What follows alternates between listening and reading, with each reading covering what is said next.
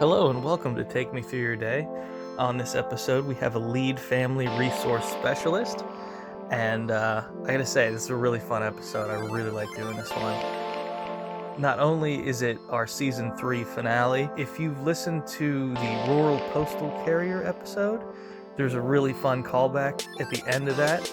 And I don't know, it's a good time. I think you'll really enjoy it. As per usual, if you or someone you know would like to be on the show, we can be reached at TakeMeTYD on all social media and TakeMeTYD@gmail.com. Enjoy the show. So, what do you do for a living? Like, what's your title? It's called Lead Family Resource Specialist. Okay, can you elaborate on it a little bit? Let's see. I basically, even though my title's Lead Family Resource Specialist, I basically do kind of 4 facets to my job. Like, I'm a home visitor, so I go in homes. I also intake people. So when they call, I give them information. What else do I do? I enroll, copy, track, all that stuff. So like where other Head Start programs just do one part of that job, I do all of it for like 140 families. Okay. Let me rephrase the question a little bit. Can you explain it to me to can you dumb it down for me? Yeah, I can do that. So basically, okay, let's start. So basically what I do is I get phone calls from people who just look for childcare information. Oh, okay. We have a center-based program, which I am located in the area. Mm-hmm. So the center-based program, basically, my location has 7 programs, and it's based on income. But there is also private pay. So if you're a parent that wants to privately put your child in, you can go there as well. But there's also programs for families that don't make a lot of money, and there's like an income skew, so I can enroll them into those programs determining their income. All right. So I usually get that when they enroll. So when they call and they get information, I ask them to send me income. I meet with them, I go over their income to see what they're eligible for. I enroll them in that program. And then basically they follow the rules of that program. But I'm also supposed to monitor them to make sure that they're following the rules of that program, if that makes sense. Yeah, that makes sense. So like, I don't know if you've ever heard pre-K counts. Everyone usually knows pre-K counts. It's like the new thing. So we have Head Start, we have Early Head Start, we have pre-K counts, we have daycare, we have this program called Early Head Start CCP, kind of a variety. And like they all have benefits to them, but like it's really based on your income to like kind of determine where you go. Okay. So I do like everything. I'm also crowd control. So like most home visitors aren't stationed at the center. I am.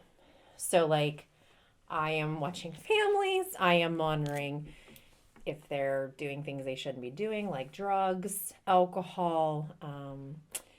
If there's child abuse going on in the home, I'm also the one reporting it. There's a lot that we see at the center every day. Sometimes we have a lot of domestic disputes at the center over custody, so I'm kind of like the crowd control. So they literally have hearings there? No, but parents will come and fight and dispute the custody order, so like we have to intervene and basically uphold it, or we have to intervene with all of that. The dogs are fine. It's all right. Jesus, could he got a louder bone? All right, good. So we have a general base here. So Yeah. let's go back into around high school. Okay. Did you have any idea what you wanted to do in those high school years? Yeah, I wanted to do music. Okay. So like when I first was growing up in just going through everything, I was in chorus. I was singing. I was taking professional vocal lessons. I was doing different stuff in the area. That's what I honestly thought I was going to do. Like that was my gear, was I was going to do something with music. I wasn't exactly sure what, but that was honestly what I wanted to do. And then I kind of didn't. It was kind of like a pivotal point in my life for me. Like my great-grandmother had passed away, who I was really close with. And then my aunt, who lived with her, was disabled, moved away because no one could care for her. And then on top of it, I lost a really close friend in high school. So I think I kind of went through like a dark period, and I just didn't do anything. Then I just didn't do anything after I graduated. So then after sitting and thinking, do I really want to be in fast food or retail? I had to do something. And at that point I was like, I'll just go to community college and see what happens. Yeah. So I did. And then, you can go for a couple of years until you can figure out what you want to do. And everyone was like, you're so good at talking to people. You're so good at counseling. Why don't you do that? And that's basically how I went into psychology. Okay, was there a teacher that specifically like pushed you in that direction? I would say friends and family. Friends and family? Because like everyone would be like, you seem so good at this. Why don't you do that instead? And, and I was like, well, I really do like care and I do want to help. I do want to make a difference. So maybe that's where I need to go. So then I started going to school. I went to Pitt, Greensburg. And I went and finished my bachelor's degree in psychology. Okay. That's a pretty straight shot. But since we brought it up, the music career, the idea there, it just completely fell off? Or was there any kind of facet to your life that you were still kind of incorporating with that idea? Well, I did still, for a period of time, I stopped doing it. And then I started, I would say my late 20s. Well, no, I would say my early 20s. Right when I was going in my junior year of college, I started to go back into it and take professional vocal lessons again. But I kept thinking, where am I going to go with this financially? How is this going to bring me money? It's one thing if you can get in, but it's very hard to get in with the Pittsburgh Opera or to even do anything music-wise, to do anything professionally musical-wise. It just didn't seem Well, possible. would that have been the ultimate goal, is to getting in with the opera or something like that? Yeah. Okay. I always wanted to travel. Mm-hmm. If you would have asked me, when I was 18, I probably would have told you my goal was to go to NYU in New York, because I always wanted to go to New York and study music, because it's such a huge mecca for music and everything, and that's what I kind of wanted to do. And it's just a series of events that led me other directions. I would say it was a hobby. It's a shame I don't do it as much as I used to. I used to sing all the time, but I don't do it now. And I played clarinet for years. I self-taught myself how to play piano and other instruments. So, awesome. I can do that. I just got away from it because it didn't seem financially responsible. Yeah, anyone that kind of has that artist path, there's always that crossroads of can I just do this and be broke? Or Yeah, what's exactly. the It didn't idea? exactly sound great. Yeah. So that's kind of why I got away from it. I miss it. I won't lie. There's times where I'm who knows where I could have been if I would have just kept pursuing it. But then I didn't, so. Well, everybody's got a little bit of that. Yeah. So, let's go back to college. You're done. You pretty much, once you made your mind up that way, you just had that trajectory and just... Yeah, it took me 2 years to find the job that I eventually the company I started with, that I kind of grew. Well, yeah, let's go from there. So you graduate college. What's the next move there? Do you have an internship or something like that? That's the one thing I regretted about going to Pitt Greensburg. They didn't do an internship program. Okay. If I would tell anybody that was going to go to school, I would say make sure that you have some kind of an internship. I think it really does help. At least it gives you a chance to see what you're really going to do.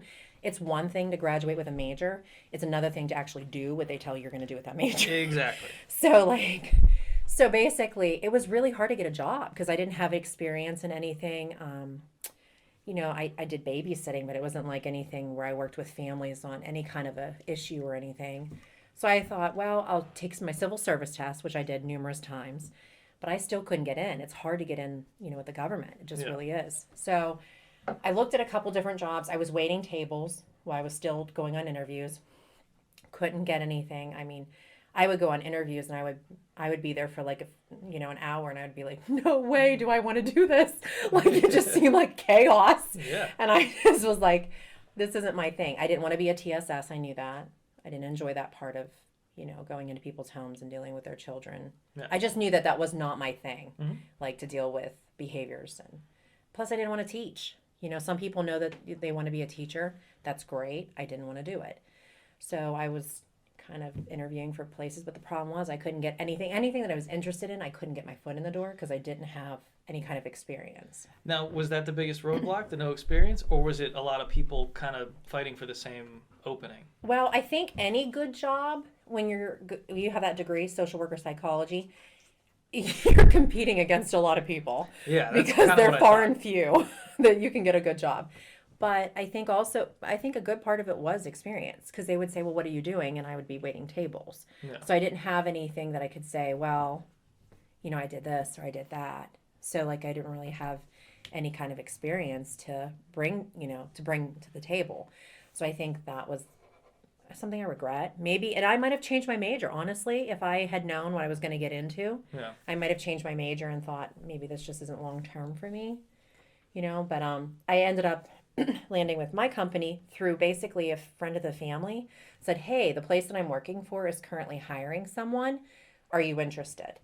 And I was like, "Oh, yeah, I'll come in for an interview." I had never heard of the company. I had never heard of even what the title. Like, I was like, I don't even know what that person does. What was the title at the time? At the time, it was Family Resource Specialist. So it was Okay. FRS. Mm-hmm. I didn't know what that meant.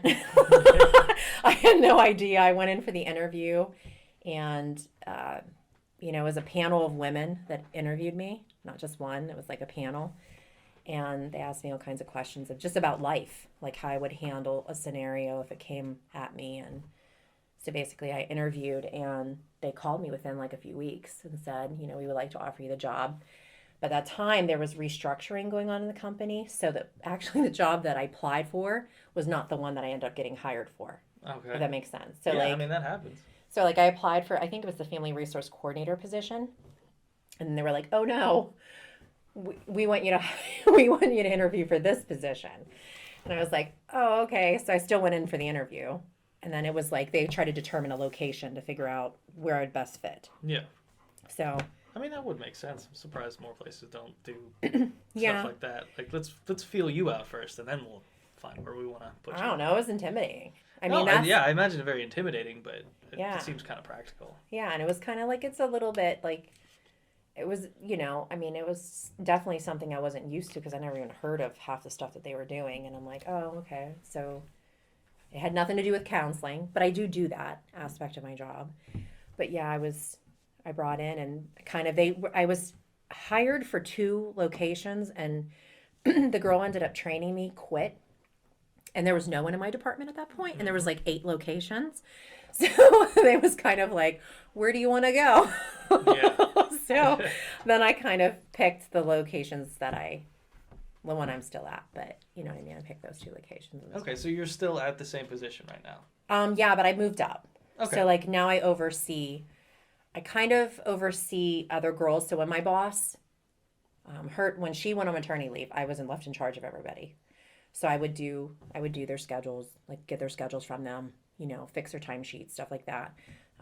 I would sign off on incomes, basically just manage them to make sure that they're doing what they're doing. Mm-hmm. And I would kind of fill in for her, if that makes sense. Yeah, that makes So sense. like if she's off on vacation or for whatever it is, I'm left in charge. So I kind of worked my way up, but I also have the largest center. And that kind of is why, I'm the lead, more or less, because I have all the programs. Okay, so sorry, it's dog shenanigans over here for all the listeners. He never does this. Okay, come here. All right, there we go. Okay. Okay, so now that we've established the trajectory pretty fast, Yeah. let's go through your day. Okay. So, what time do you wake up in the morning? Anywhere from 4:15 to 4:30. Okay, is that something you set an alarm for, or? The dogs are my alarm. Okay, that works. But I do set an alarm, but they usually wake up prior to the alarm. Okay. So. All right, so you wake up then. Yeah. What's the morning routine like? Just walk me through the general beats of the morning. Okay. Well, when I get up between 4:15 and 4:30, I walk the dogs. Okay. And, we go for a walk. We come back, I feed them, get them their medicine if they are on medicine at the time. And then I basically kind of start getting myself ready. Okay. I pack my lunch, all that, get dressed, put makeup on or whatever. And then I leave. I usually about a quarter after, I'd say like, a quarter after, 10 after 7, somewhere around that time. And you then squeeze it in breakfast or coffee or anything? I in do. there? I eat breakfast. For a while there was eggs and avocados, and now I'm on to a protein shake. Okay. Because everything makes me sick. So, so now I'm on to that because it seems like it's easier on my stomach. But yeah, and I head straight to work, and I Okay. work about 20 minutes. Is it a 20-minute commute? Are you listening to anything in that duration? Podcast? I listen to podcasts. I listen to sometimes music, but mostly podcast. Any favorites? Anything you want to shout out? Well, they're kind of embarrassing. Good. Bring it on. I have Perez Hilton that I Yeah, listen to. What's Perez his? I'm Hilton, trying to yeah. think. PHP. I listen to that, and I listen to Teen Mom Trash Talk, which is Okay. funny because what I do for a living is I deal with teen moms, Ah, so But you just want the overload. yeah, Yeah. kind of. All right, that's good. All right, you get to work. What's the first move? Is it you pull into like a parking lot, a parking garage? Yeah, I What is pull it? into a parking lot. I Yeah. actually have, believe it or not, I now actually have my own parking space, but it's due to where we're at. Like Okay. it's kind of because at any point in time I could leave and be pulled out and I have to go somewhere, and that does happen. Maybe there's an emergency, somebody needs help at another location, and I go. So that's kind of That's good. You get your own spot. I That's, have like my own spot. People still steal it, yeah, but of I have course. my own spot. Of course. But All right. I earned it. I tell everybody I earned it. Exactly. Earned it. What do you do when you get in there? What are the first kind of Sometimes moves? I'm being chased from the parking lot into the building because somebody needs to change their schedule Okay. or they need to talk to me about something that has happened. Mm-hmm. We have people might have a custody order, a new custody order that happened, over the night, or something happened. We need to change my days. I need to change my days. I need to talk to you. I need to, go over all this stuff with you and stuff. But usually I can barely make it in my office. Yeah. Like I'm sticking the key in my office door to unlock it, and I'm getting like bombarded with everybody. So that's usually. Okay. So you handle the chaos, and then Yeah. you get into your office, and then what's the atmosphere like? What do you? Well, I come in. I try to have an agenda. Okay. However, it depends on what's the needs of the center at that point. Okay. So sometimes I come in and the agenda is like I'll make a list of things that I need to get done. I'll stick it on the center of my desk when I come in.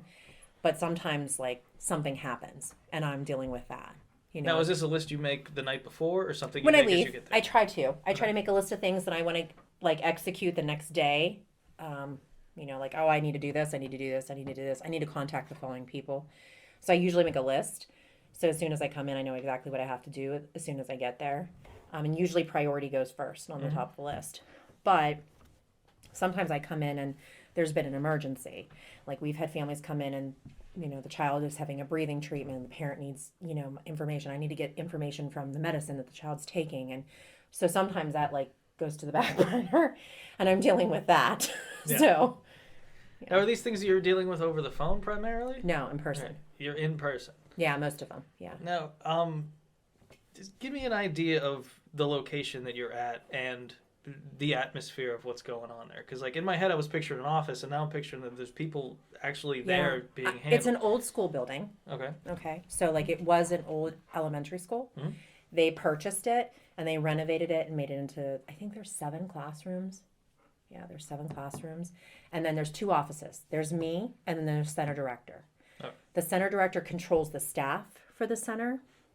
I control the parents, if that makes sense. Yeah. So, like, I'm doing their schedules, the parents' children's schedules, and I'm giving them to her so she can staff for the center.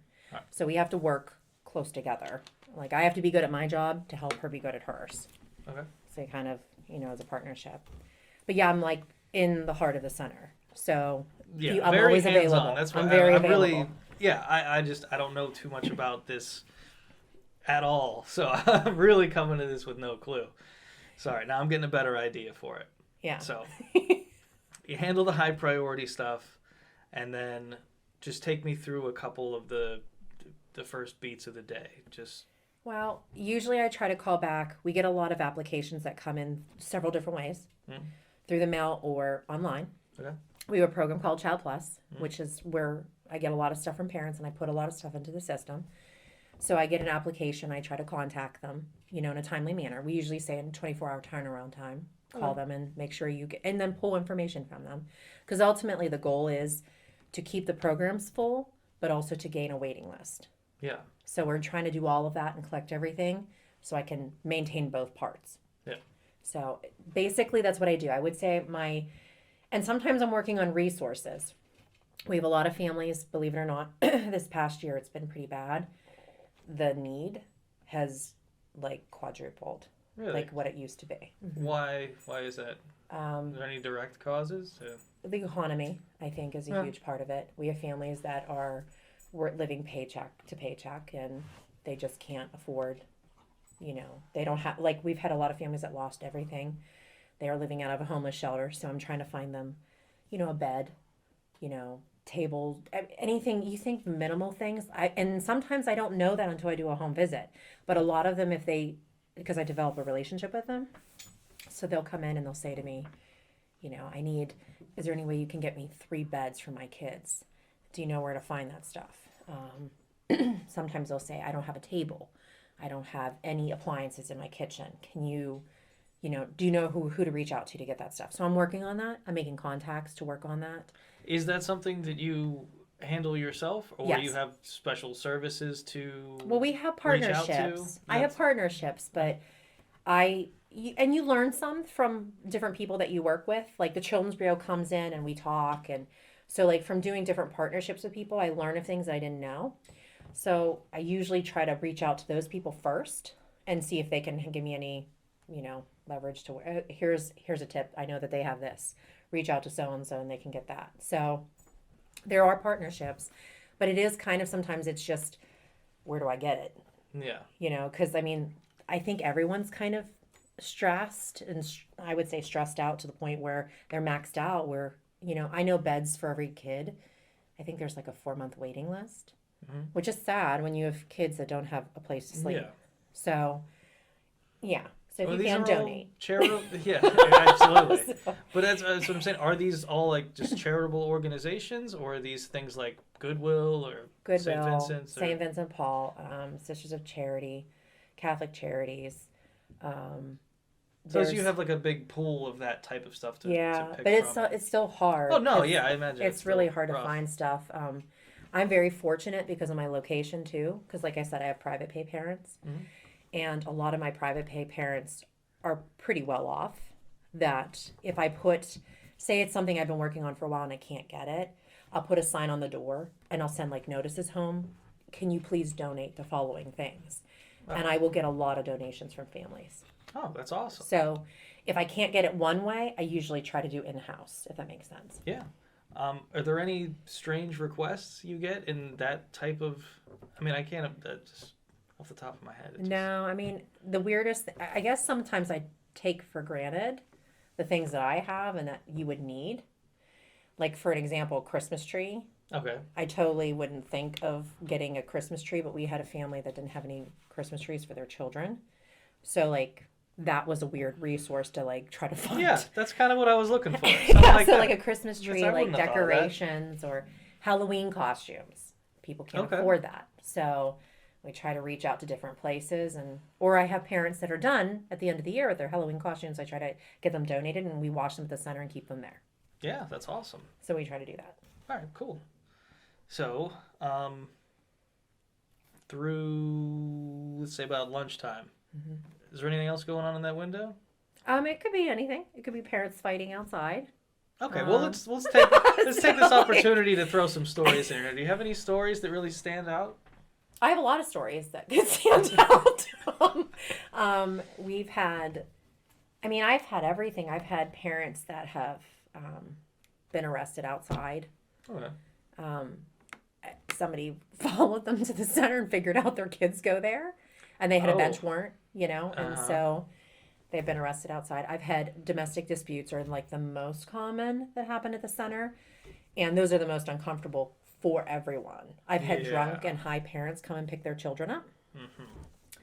I've had parents that actually are like involved in the government, drunk, and come and pick their children up. So that presents another challenge. Yeah. Because that's an awkward exchange with someone. I'm trying to think of like the weirdest thing that we've ever had happen. We have a lot of like, apparently our parking lot is a cesspool for people having sex, because we find used condoms outside all the time, and like bras and underwear. Like our maintenance guy is so mad most days because he's got to go out there and like clean it up. So like, I don't know.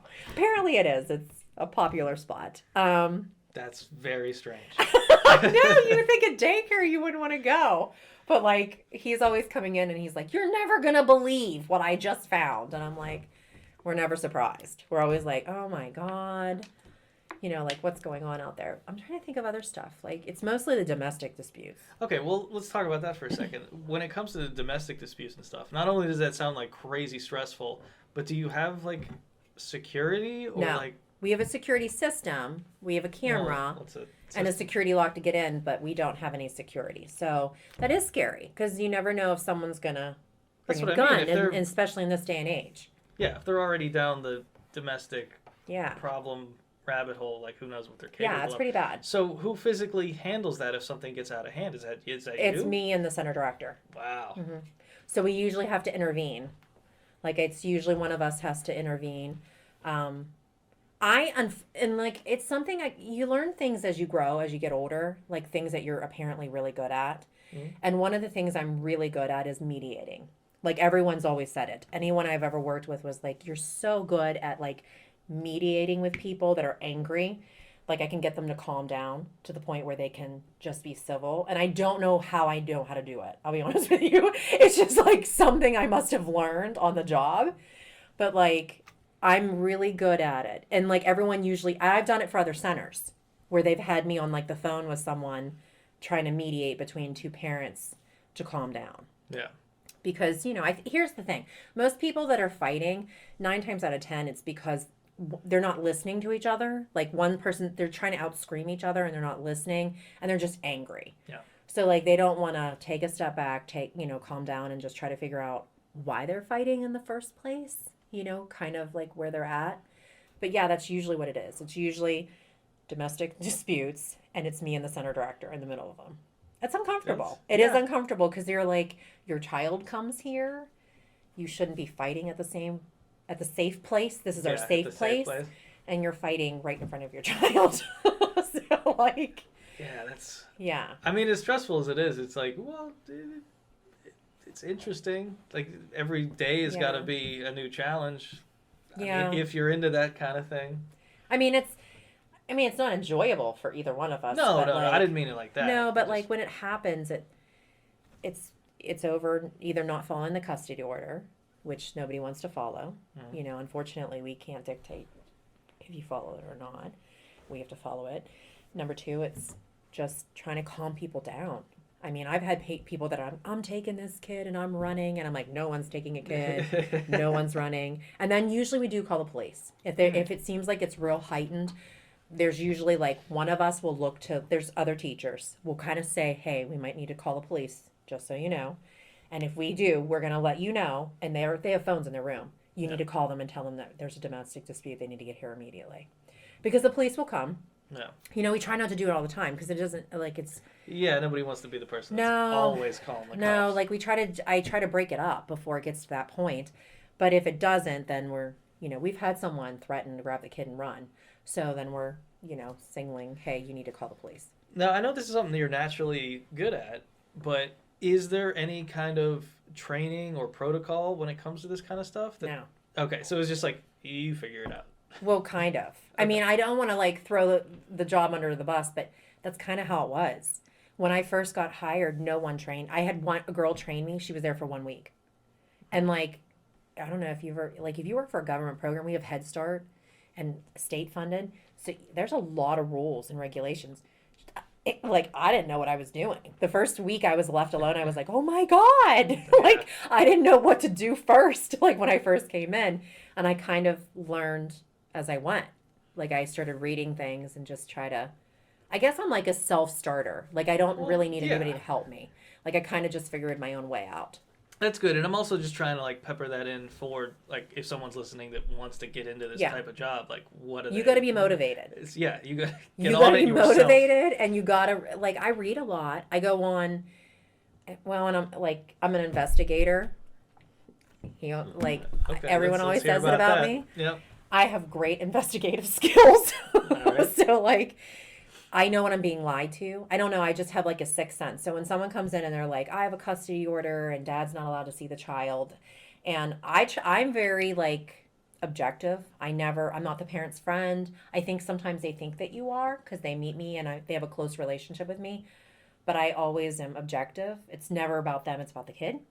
So I don't always believe everything they tell me, especially if it sounds fishy. If they're like, oh, no, I do some investigative work. I've learned websites. I've kind of found things on my own, and I did some digging. Like I know how to do digging to find out if I'm being lied to. Like what? I mean, you don't have to divulge everything, but like give me a If they rough say they idea. have a court order or they're married, I look it Okay, up. you can look that up. Okay. If they say that they were convicted of a certain crime, I've become really good at reading the codes on the docket site, so I know what they mean. I know that they were or they weren't, or they're, not telling me anything. I'm trying to think of other stuff. Pending crimes that could be coming up, you know what I mean? I look into that. Bigger stuff that sometimes people lie about their kid's age Why would you do that? because they want free funding. So, so they're like age cutoffs for certain things. yeah, so I have to dig that up. Was it just a matter of pulling out birth certificates, or? It's the internet is quite useful, which is a little scary because there's a lot of information on the internet. Yeah. If you go digging, but it's quite useful. Sometimes we have my nurse. I will call her in, and she has access to databases for like medical records, so she can go in there and she can find out the child's date of birth. Oh, okay. And that has happened a couple of times where we found kids that were lying about their age. Now, by lying, you just mean like by like a year or two, or like by like a year. Okay, let's see how egregious they got. No, no, this 13-year-old's totally fine. No, like a year. Usually, it's like a year. Like it's that's always like that's that. where I figured it would probably be. Yeah. Yeah, you never know. I was gonna ask. Okay.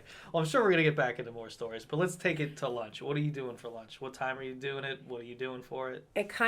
That's the part about the job that's hard. Yeah. Sometimes I don't get a lunch. Yeah. Sometimes my lunch is really late.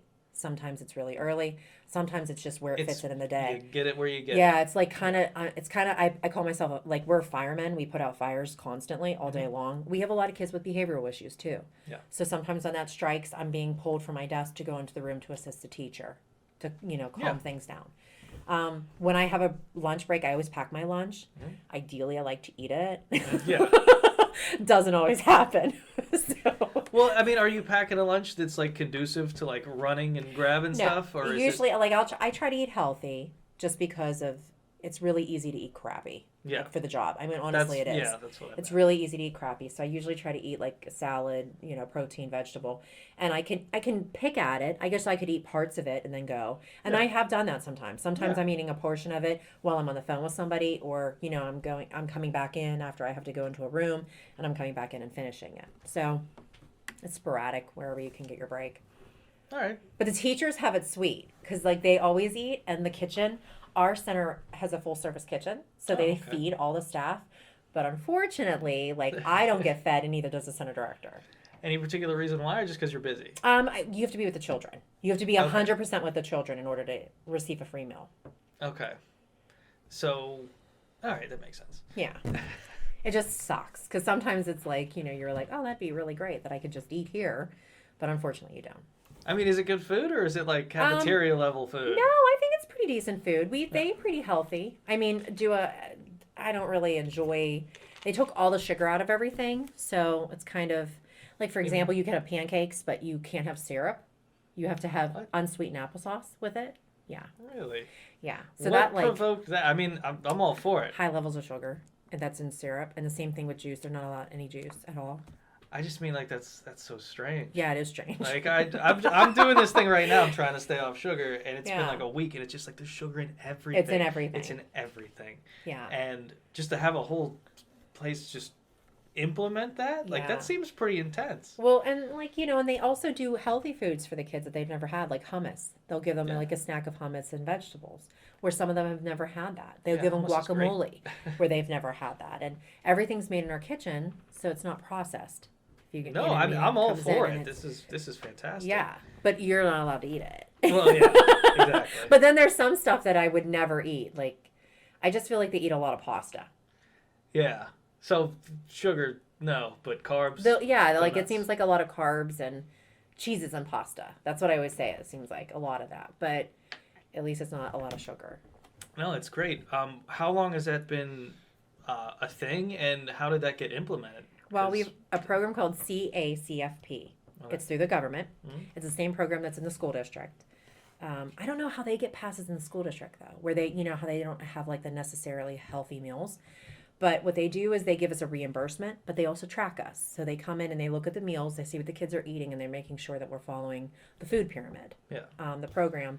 And if you're not, you could lose your funding through that. And it's a pretty significant funding for us because we don't get, the problem with when you have grants, you don't get raises for what the cost of food going up. Yeah. Yeah, it's set. It's a set level of income. They don't even give you the cost of raise for buying stuff for the classroom. So like a lot of that, unfortunately doesn't go up. So the CACFP picks up some of the cost for us. Okay. So they'll give us like a reimbursement program for like the low income children. So that's kind of nice. I mean, it's only like a couple bucks, but still it's something. It's something, yeah. Something that's towards awesome. our grocery bills and stuff. So it's not too bad. I like that a lot. I wasn't expecting that. That's a nice little fun fact there. Okay, so you're essentially done with lunch if you get one. Yeah. What's the rest of your day looking like? Doing paperwork updates, tracking dentals, physicals. Sometimes I have enrollments that I'm meeting with family to do their paperwork. It could be anything from copying paperwork, distributing to where it needs to go, to making my phone calls before I leave at the end of the day. Like I'm real into customer service because I think that came from like waitressing for so long. Yeah. That I just think it's rude that you never get a phone call back within a time frame. Yeah, absolutely. So I try very, very hard that if somebody calls or emails me, that I try to get back to them pretty quickly. So, I mean, I pride myself on that. Some people won't call you back for like 2 or 3 days. I don't do that. Like I try to do it within, sometimes before I leave at the end of the day. But if I can't, then it's first thing the next morning. Yeah. But I do try to like touch base and stuff. So that's usually what I do to the end of the day. Yeah. And if it's the next morning, then you get the chaos of the next morning. It's you do what you can. Yeah. So how much of your day would you say you spend in the office versus like on your feet and active, like doing like hands-on type of stuff? It's give or take a day. I would say 50%. Like some days I'm stuck to that desk, which I hate. Yeah. Like I hate being stuck to a desk. Yeah. Just doing paperwork and like you're I'm literally doing paperwork after paperwork after paperwork, and summer's kind of crazy for me. Summer is like a whole nother caliber. Yeah. Because it's literally, I could do 20 kids a day enrollments, and that's a lot. And they take about an hour to an hour and a half of paperwork. So like summer is like, I always say right now, it's not that it's a low period, but it's a period of not nearly as bad as it can get. Like during our summers when all of our programs open and close. So I'm trying to fill all those spots. And I literally sometimes would work 10-hour days, just meeting with family after family after family. And at one point, you just get so burnt out. Yeah, I can imagine. Yeah, because it's like a revolving door. And you can't get up from I can't get up from my, my desk, and I'm stuck there, and I'm, and it's just like constant. Yeah, we can always edit it out. It's fine. I particularly love the episodes where I say, yeah, we're going to edit that out, and I leave it in. This makes me happy. Just something for me. All right, so let's wrap this up a little bit. If you had just like a handful of pieces of advice to give to someone who wanted to get into this kind of field, what would you say to them? Say they were, in high school trying to start down this path. Well, one thing I would tell them is extremely emotionally draining. Okay. Because you do get, and especially when you get close to families, I have a lot of teen moms. Mm-hmm. I have a lot of parents. I have grandparents a lot now. I would say that percentage has gone up drastically for me that have custody of their grandchildren. In the past, how long? 3 years. I would say the past 3 years, it's progressively picking up. Okay. Like it's progressively picking up. And that's definitely something that there's a definite need. There is no support groups for grandparents. Like there's nowhere for them to go and talk about that. That's very true. I've never heard of it. And they're dealing with these kids, and they have children. Usually the reason they have their kids is because their children are suffering from drug addiction. Yeah. And that has taken a whole nother level for me. Yeah. I've had probably at least 7 parents that have OD'd. 2 was in mom and dad both OD'd. Oh, wow. And left a little girl by herself. So grandparents had to step in then. Yeah. So it's usually the reason, why that happens and stuff. Like, it's really sad, the things that I see. That is a shame of it, because in my head I'm like, all right, some screwball teenagers have kids, and then the grandparents step in. Teen moms are like the best. I know everybody complains, but like, I'd rather have a teen mom.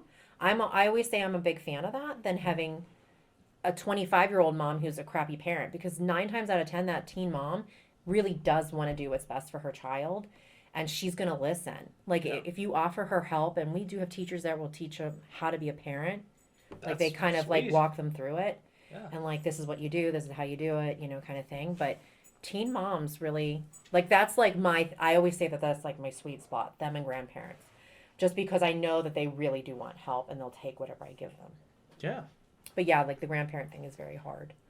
Because you can tell they're, like, 6 years old, and they're trying to deal with these kids, and they're exhausted. Yeah. I mean, yeah, when you you did the job and you raised your own kids, you're like, Yeah. I'm done. Time to spoil the grandkids. Like, uh-oh. Yeah, and Just they're got living another with you set of kids. 24/7, Yeah. So it's really hard. But I would Okay. say it's emotionally draining. You're going to work a crazy schedule if Mhm. you don't like if you want, like, a Monday through Friday, 8:30 to 5 job, it is not it. Mhm. It's not it by any means. And I mean, honestly, you have to, I would say if you're definitely going in this field, you better go for your master's, because you're not going to make any real money unless you go for your master's.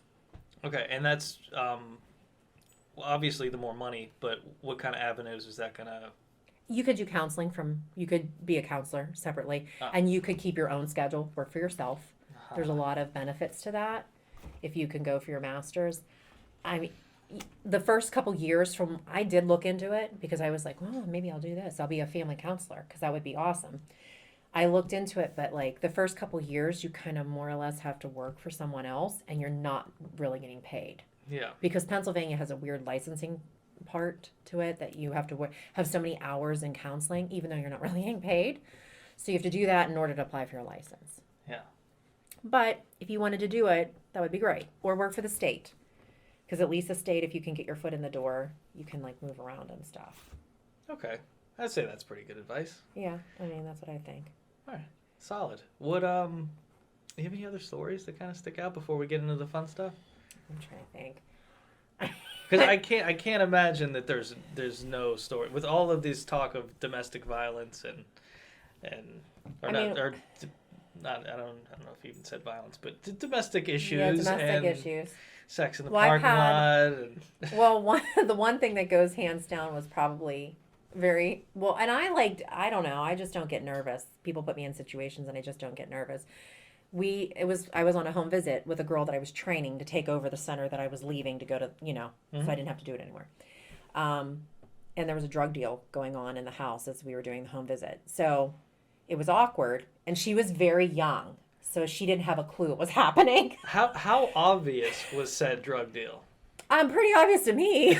But I mean, not to her. For some reason, she, like, didn't have a clue what was happening. Okay. I mean, I saw, like, the guy had a gun on him. Like, I could tell by the way his shirt hung when he came in. I could hear. It's weird, because I always say when you go into home, make sure your senses are heightened, because you don't, and set very close to the door. Yeah. Because you don't know what's going to happen when you go in these homes. Like, you don't know what you're walking in on. Yeah, you don't want to get boxed in or No, you anything don't. like that. You always want to be close to the door. I always try to, like, maneuver myself close to the door, so, like, it's an easy exit. But I could hear conversation, and it was so she's, like, asking questions, and I started listening more, because I was like, this is weird. Yeah. And then I started noticing, like, he kept running up and down stairs, and they were running in and out, and then I was watching, and I was like, I'm pretty sure that's weed. And then I was, like, focusing a little bit more. So, and then I heard an argument, and so quickly I said to the girl, I was like, I'm like, we got to get out of here, because, like, I mean, I don't want us to get shot. I don't want her to get shot. So we're sitting there, and I was like, oh my God, I got a text. We have to head back to the office. We got to go right now. And she was like, oh, okay. And, like, we get in and we start driving back, and she's like, what's going on? I'm like, did you notice the drug deal? Did you not notice that? And she was like, I had no clue. And so, like, I was scared for her, because I'm like, this is a rough area. There's certain streets that are rough that you're known to don't go in them alone. Yeah. But I said to her, you have to pay attention to what is happening. Like, you have to listen. You have to almost have, like, 3 years. Like, you're listening to what they're saying, but you're listening to everything going on to you. I go, you don't want to be in the middle of that. Yeah. But then we had to report it. Of course. Because there was a drug deal going on with children in the home.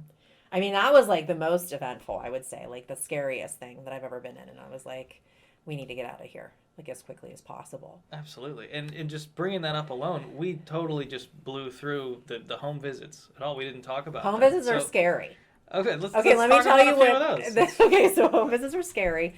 Not all, some. Some families, I can usually tell by the parent because when they enroll in our program, they're supposed to be there for no more than 60 days before they receive a home visit.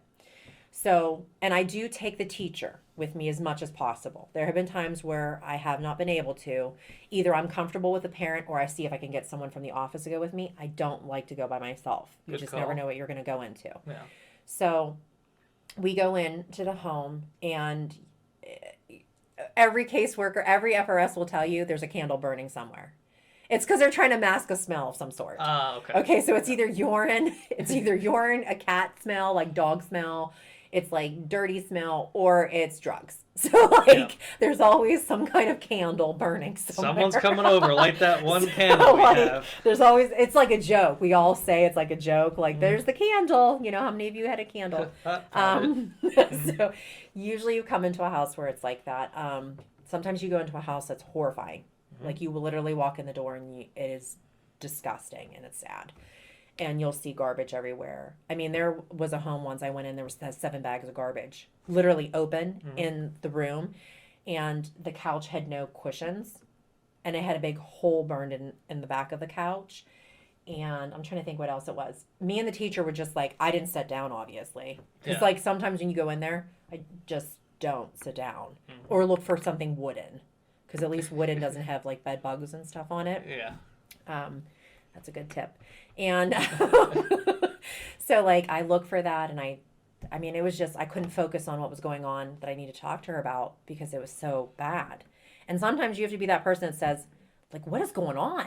Like, why do you have garbage in your house? You know, especially with 3 little kids. Now, do you say that? Yes, I say that. Okay. Not everybody does. No, that's what I mean, because I imagine there's a level of sensitivity when you're in someone's house and you're like, hey, what's with all the garbage? No, I have to be like, I'm sometimes mean. Like I always say, my goal is I'm here for the safety of your children. So it is uncomfortable. Like I will tell you, it's not like the easiest thing to say to someone. It's also uncomfortable to call someone out on their drug addiction. Like I'm like, there's something going on. You're lying to me. Like I can see what's going on here. But you have to say it, and it's really uncomfortable position to be in. But I'm like looking around, and sometimes I'm just so like taken back. I'm like, I can't believe that you knew I was coming, because it's never a spot check. Yeah. Like they sign up for them and they schedule them with me, so you know that I'm coming, and your house looks like this. Why? Like, I mean, why does it look like this? Do you know what I mean? Like, and like it shouldn't look like this. And there's programs, there's called healthy homes that'll come in and help you clean your house, but like your house should not look like this. You have 3 little kids running around in this, and there's garbage. Like at least take the garbage to the garbage can. Is there a reason you're not doing that? Like, yeah, I mean that's insanity. But let's go back a little bit with the, say you do one of these home visits and the parent's obviously high. Yeah. How is that situation handled? Well, I call them out. You call them out, and then what? I will say, listen, there are programs, and sometimes I'll say off the record, even though it's still on the record, but I'll say off the record. If you just tell me, what are you doing? Like, what are you on? You know, are you doing heroin? Because heroin's big. Are you, is this weed? Like, what are you doing? Crack, cocaine? What are you doing? And some of them will fight it, and then I'm like, listen, I can't help you if you don't help me. Like, tell me what's going on, and then I can help you. And I always say to them, if you think I'm not going to report this, you're crazy, because I am. So you can either go through treatment and talk to me, and I can get you in some kind of a treatment program, or you can choose to keep going this route and lose your kids. So you tell me what way you want to go. Well, that's kind of what I mean by, like, you're at the home visit. They're obviously high. Yeah. You've called them out. You offer to, get them involved in a program or something like that. But once that's all said and done, I watch them like a hawk. Okay. That was my question. Like, do you leave and then just report it, or do you have to get someone involved? Or... Well, I give them the information. I always have usually I bring stuff. I suspect things sometimes, so I bring stuff with me. So I give them the information, and I'm like, we need to do the following things. Okay. And I do come back and I document everything. If they don't, and I tell them they have to see me the next day. I had one parent that was suffering pretty bad from bipolar and depression, to the point where she had black paper on her windows.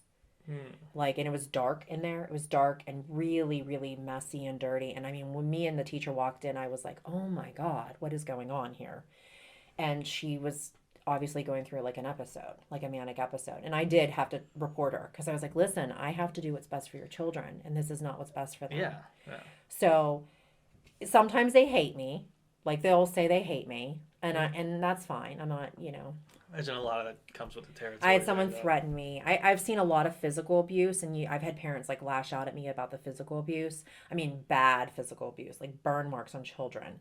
And like, you call them out, and they say what to lash out to you? That I'm a liar, that that's not how it happened, or that didn't occur with their child, even though their kid said it. Yeah.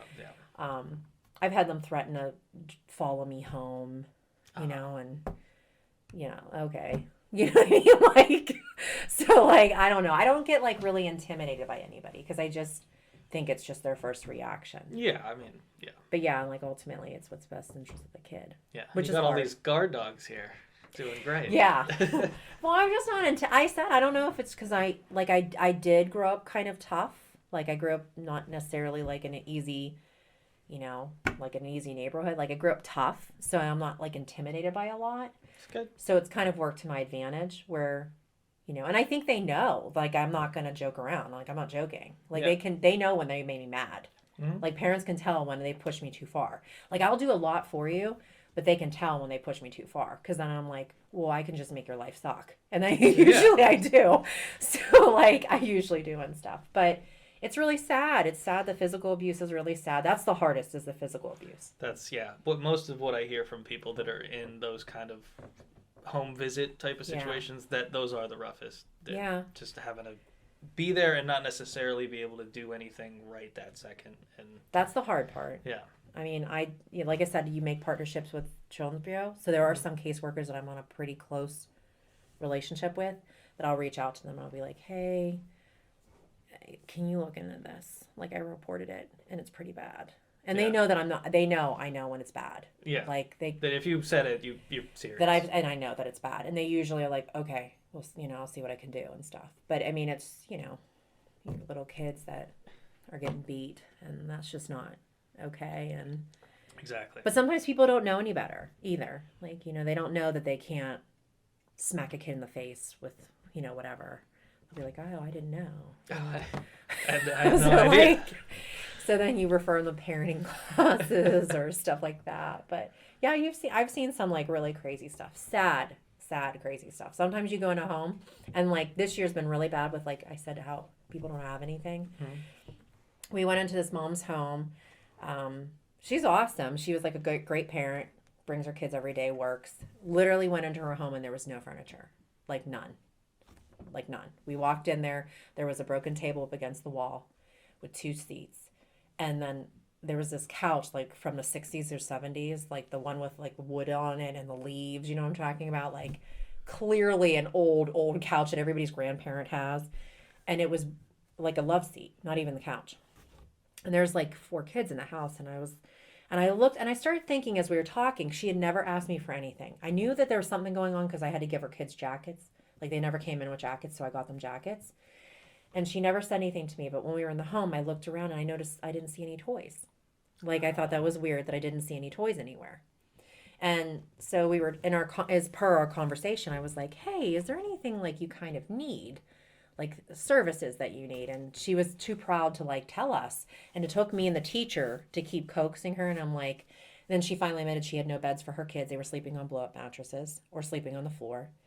And they had no toys. They had like this little tiny box of toys, and that's all they had. And so 4 kids had a tiny little box of toys, and that's it. So, I came back and I started collecting stuff for her, like toys and clothes and, you name it. I got for her and stuff like that. Now, did this situation turn around? I'm just trying to end on a happy note. No, it totally did. It totally did. So, we were able to get her, like, I put a thing on Facebook first. Okay. Everybody reached out to me and said, I have this, I have this, I have this. I got clothes and toys immediately for the kids. And I mean, some nice stuff too. Stuff, some people had toys that weren't even opened. They said, let me just donate this, for these kids. And then we had appliances here that we had that we weren't using. So we just donated that. And then I was able to get her a couple beds, that we're still working on 2 more beds, but at least right now all the kids have a bed. So that was positive, and we were able to get her furniture. So like she does, I mean, it takes time, but I was able to get stuff. Like the most important thing was we need to get these kids clothes. Okay. Yeah. We need to get these kids clothes because they don't have any clothes and they don't have, they need stuff to play with. I know people think toys isn't a big deal, but like, can you imagine as a kid, you don't have anything to play with? Yeah, anything at all. Yeah. So like, and the kids are awesome. They're probably like the sweetest kids you'd ever meet. So we were able to take all kinds of stuff to them, which was kind of cool. That's what's nice. And I deliver Christmas gifts at Christmas time. So like that's a happy part. That's what I mean. Like that nice fulfilling like yeah, we like I made go to someone's people's life homes better. and I'm like, here's some Christmas gifts. I have some families cry because like, they didn't have the money for them. And that's kind of like a nice, I don't know, it's like a nice thing. Yeah. We've bought gifts for kids. We bought jackets for kids. Yeah. It depends what I have to get and where I can get it. So, happy moment. Yeah. Happy stuff. All right, let's get into the fun stuff, and we'll leave it at that because that was very sweet, and it was a good place to end the day. After all the beating and drug addiction. You gotta leave people happy at the end of the day. We already covered your breakfast, but do you have like an ideal breakfast? Like if you could have anything? I don't. I'm thinking probably if I could have anything. I don't know. Like You're on vacation. You go nuts. maybe like I would probably eat like crepes because I Oh, like yeah. crepes, like That's stuff nice. with something. But I don't normally eat that stuff. But yeah, Well, yeah, but if we're talking. I would probably eat that. Okay. What's the best advice you ever got? Oh, for my mom. Sure. Okay, she always said, and I even like say this all the time to people, be very careful to never burn a bridge. So if you leave a job, whatever you do, make sure that you give a 2-week notice and do not be a jerk to everybody involved. Do not be a jerk to everybody involved and leave a 2-week notice because you never know when that person or those people are going to be the gateway to your next job. Yes, that is So like I've very good always advice. stuck with that. No matter how much it was like a crappy job, I've always given a 2-week notice. Mm-hmm. And Good. just been a decent employee. Perfect advice, especially for this show. Yeah. What movie do you think you've seen the most? Oh, Wizard of Oz. Okay. That's easy. Solid.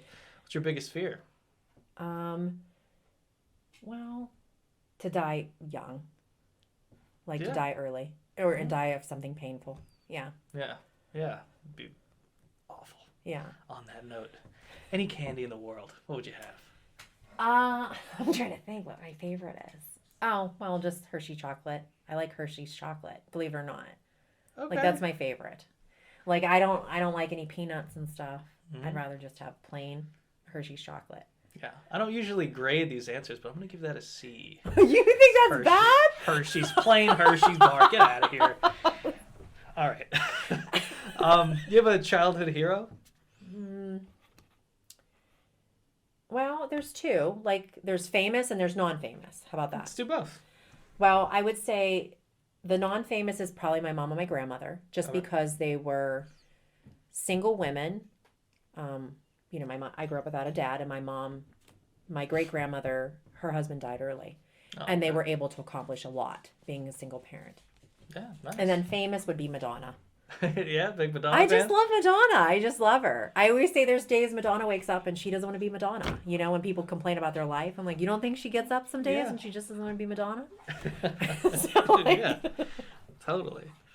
What kind of soap do you use? Goat's milk soap. Fancy. It's good for your skin. If I gave you $1,000 right now, what would you do with it? Probably adopt a lot of dogs. Oh, yeah. I don't know. I would maybe take a trip.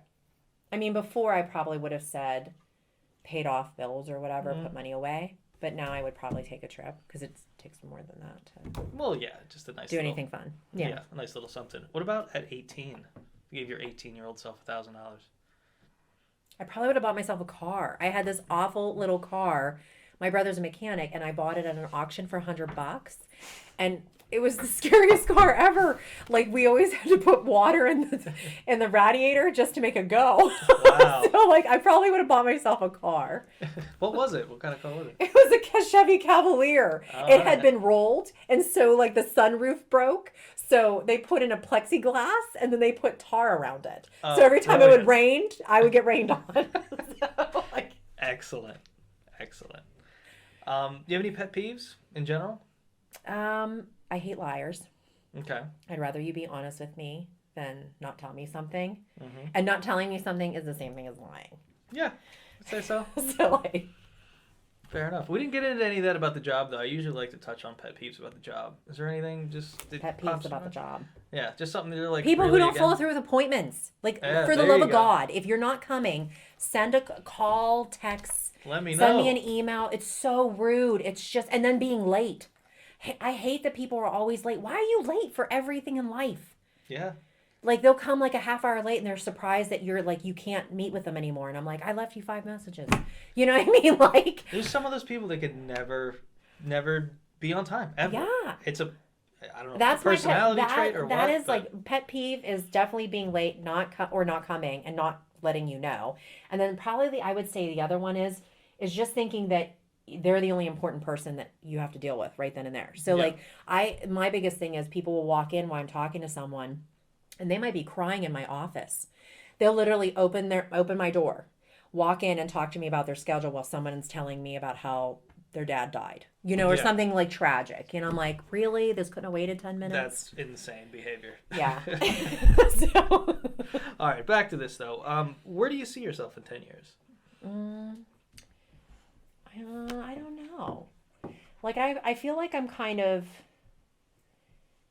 in a pivotal moment. I would You like are. to have like a farm, A farm. Okay. believe it or not. I would like to do something with, growing herbs and stuff, having my own fruits and vegetables. I don't know if I would still be in this field, to be honest with you. I mean, just because I'm good at it and I like and I sometimes am passionate about it, I feel like I'm kind of going in a different direction. Like if I in a perfect world, I would probably go to school to be an acupuncturist. Okay. Like I've looked into it, but like there's no good schools in this area. That's They're what I was all gonna in say. New York. In New York. Well, how long are your classes? Like it is like going for nursing. Oh. And it's okay. 2 years, two almost 3 solid years of like intense work. But it's something I'm really passionate about. I'm really passionate about holistic medicine. Okay. Yeah, that's awesome. It's strange that there's nothing like that around Yeah, there's here. nothing around here. But- We have looked into it. All right. Yeah. Well, either way, you got a good answer. Tipping custom. I was a waitress. Mm-hmm. So That's what I always love to ask. you better tip. Okay. So if you think that job is so easy, then you get up from that table and you do that job because it is not easy. And even if your food comes out late, that's not her fault. That's the kitchen's fault. So Kitchen, let's put the yep. blame where the blame needs to be made. But they still make their hourly wage. So I would say at least 20%. Good. If you're not happy with your service, say something. Yeah. Say something to someone. Plus, you don't know. Maybe they're having a bad day. Yeah. You know what I mean? They just might be having a bad day with they can't get this or, Or there's usually an explanation yeah. for something. Not just like, oh, I didn't get the service I wanted, I'm not going to tip. Yeah, I hate that. I mean, Ridiculous. waitressing's a very hard job. You should tip. Mm-hmm. What are you cheating on my cards here? This is what she's talking about. You look puzzled. Like that old couch. Like grandparents had that couch. Like when I was 5, we had that. Yeah. Yeah, I got my ex-girlfriend that couch from someone who was throwing it out. Yeah. She just put it on her porch, and it was just a great porch couch. Yeah. But like that's what usually they have if they have nothing. Yeah. They have that couch. Like I always talk about that horribly uncomfortable couch. Oh, they're super uncomfortable. So, like, They just like very like cool old look. I like that vintage look a lot, but yeah, they're not practical by any means. fun. What are we talking about? Where are we at here? What's something you wish you learned earlier? Patience. I wish I learned patience a little earlier. I'm trying to think of like something else that I just think some things you don't.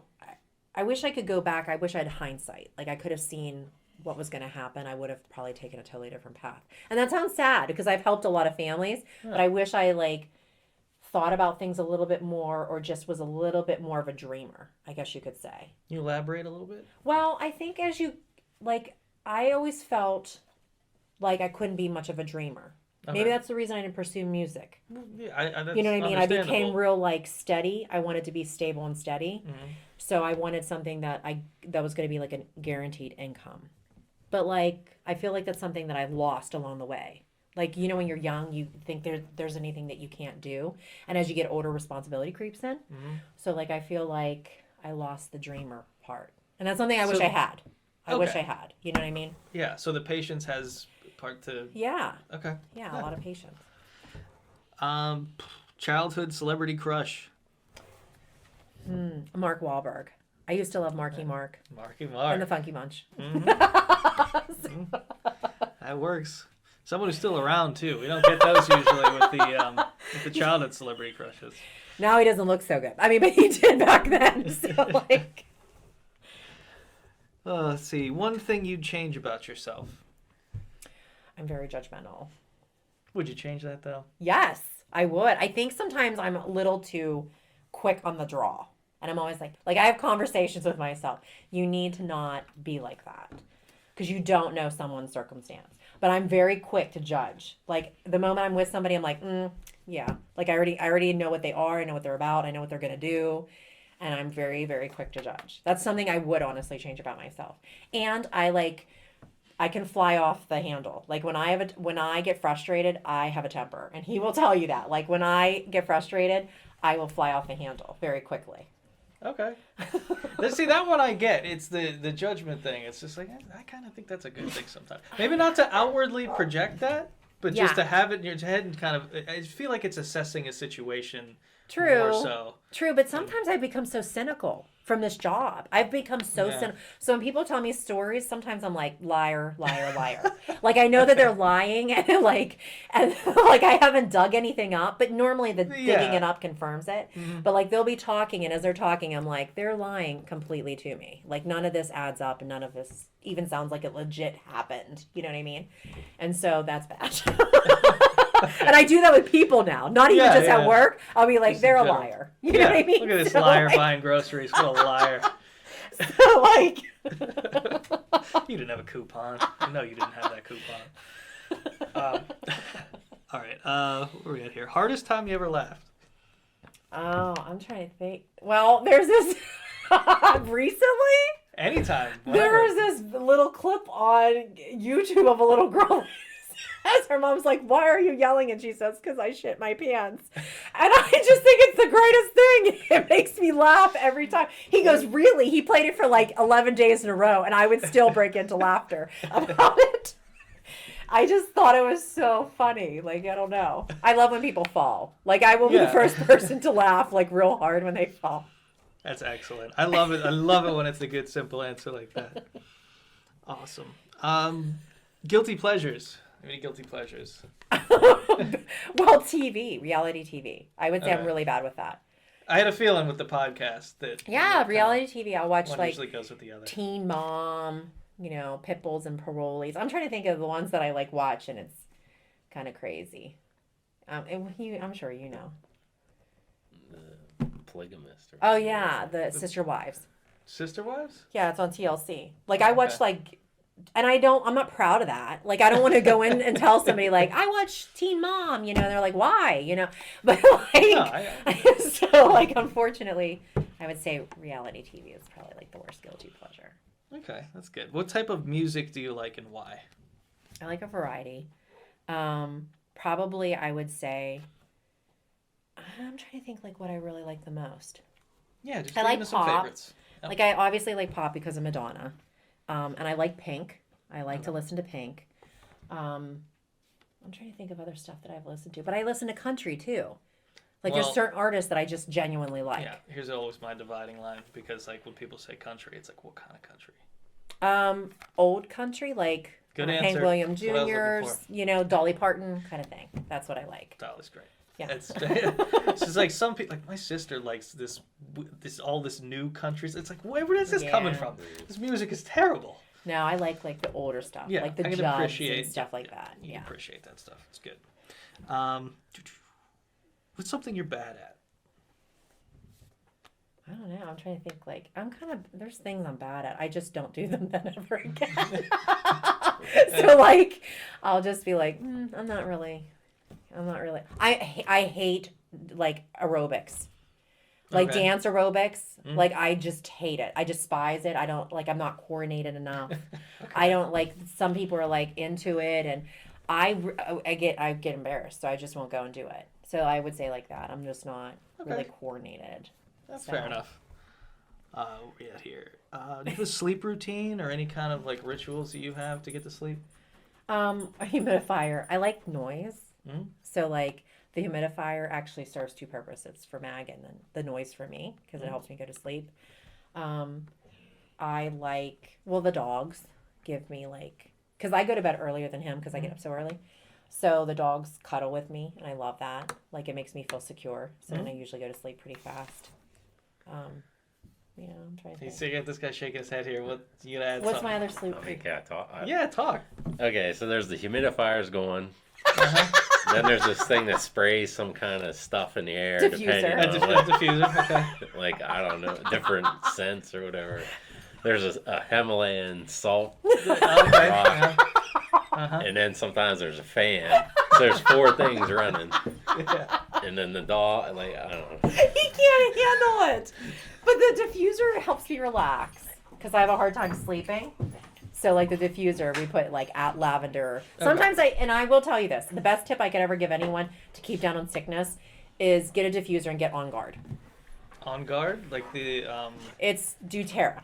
doTERRA On Guard, you literally put 2 drops in a diffuser and I'm telling you, builds your immune system. Because like when everyone's sick at the center, like when the flu was running rampant, I put 2 drops in every single night and I didn't get sick.